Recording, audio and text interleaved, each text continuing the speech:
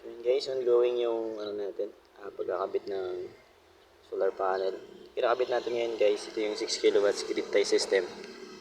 So bali yung ah, plano nito na mangyayari.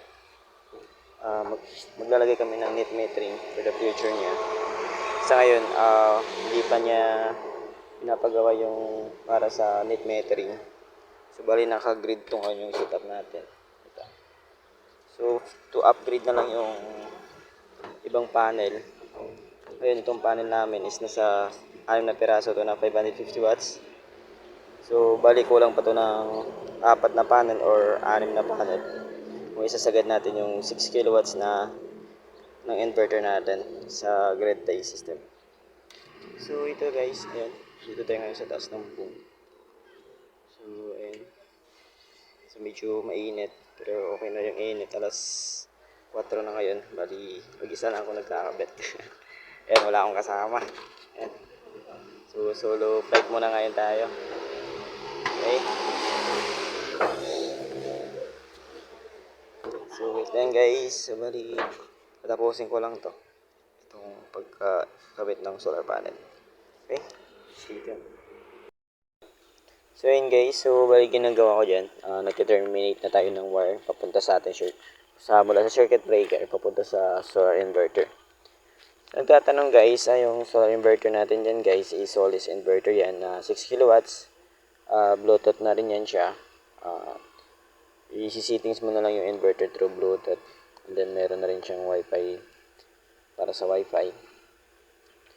So yan, ginagawa ko dyan, nagbaon ng wire para i-connect dyan sa circuit breaker natin, sa DC breaker, papunta dun sa MPPT ng inverter natin.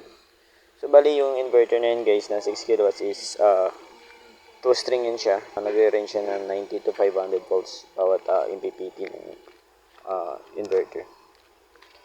So nagtatanong guys kung magkano yung price niyan. Yung Solis inverter natin is nasa 20,000 yan. Siguro lahat ng materials na gamit dyan sa 6 kilowatts sa 6 na solar panel na 550, almost including na yung mga railings wire, almost 80,000 guys. Okay, nasa 80,000 up, mga something ganun lang. Hindi pa including yung labor dun. So yun guys, after yung video na to, i-commissionin. Malapit na din siya matapos. So bali halos lahat yan guys natapos ko sa isang araw.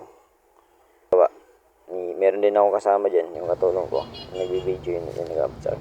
So yun guys, bali kino-commission ko na siya. Ito nyo, 0.6 kilowatt yung harvest ng solar panel natin. Medyo makulimlim yan. Ayan dito sa load up nya. Ayan, total PV input power nya nasa 722 watts yung harvest din kasi makulimlim siya. So ayun na naman guys, salamat sa panonood ng video. I hope na meron kayong natutunan sa video na yan. Okay, thank you.